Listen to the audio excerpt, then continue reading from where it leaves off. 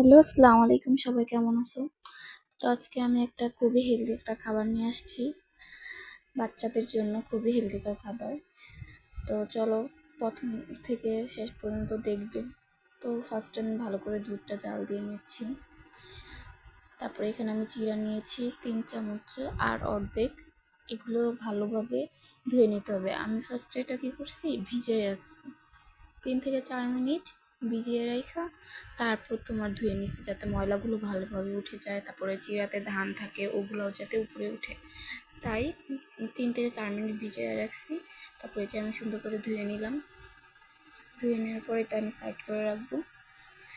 তারপর আমি কলা, খেজুর এগুলো কেটে নিয়েছি।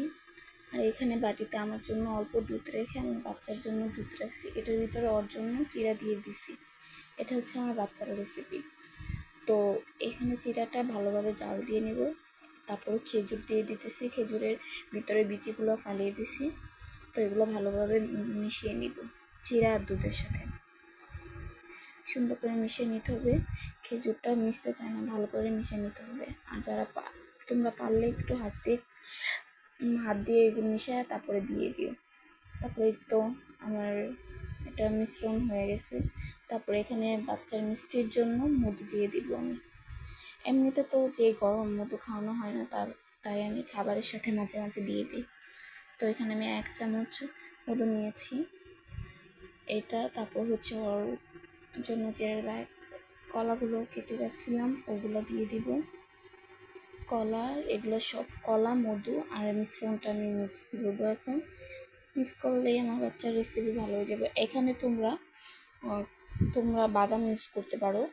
বাদামটা এটা অনেক ভালো বাদাম দিলে, বাট আমার বাচ্চাকে আমি বাদাম দিই না, ওর অ্যালার্জির সমস্যা, তাই আমি বাদাম দিইনি, এটা স্কিপ করছি। তোমরা চাইলে দিতে পারো। আর চিরাটা বাচ্চাদের জন্য অনেক ভালো হজম হয়।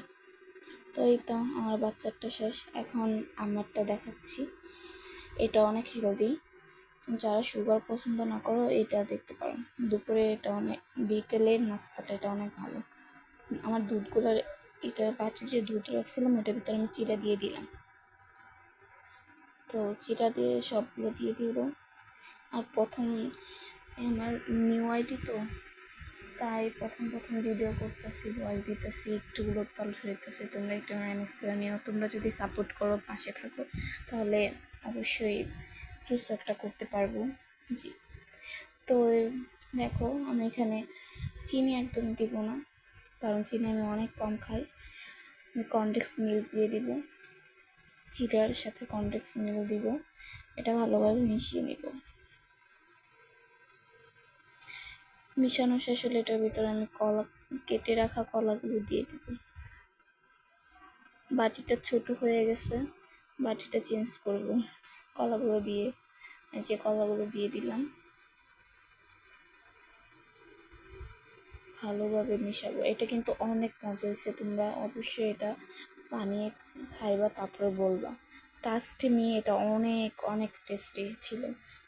তারপরে যেখানে আমি একটু আমার এখানে মধু দিয়ে দিতেছি। আমি মধু এমনিতে খেতে পারি না, আমার কেন জানি একটা বাজে গন্ধ লাগে। তো আমি খাবারে দিলে আমি খাইতে পারি, এছাড়া আমি খাইতে পারি না মধু। তো দিয়ে দিলাম, একটু মিশিয়ে নিব।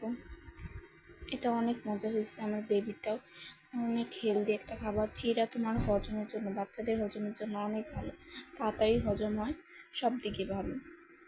তো এই তোমার ভিডিওটা ভালো লাগলে অবশ্যই লাইক অ্যান্ড শেয়ার করো। Tata, bye bye.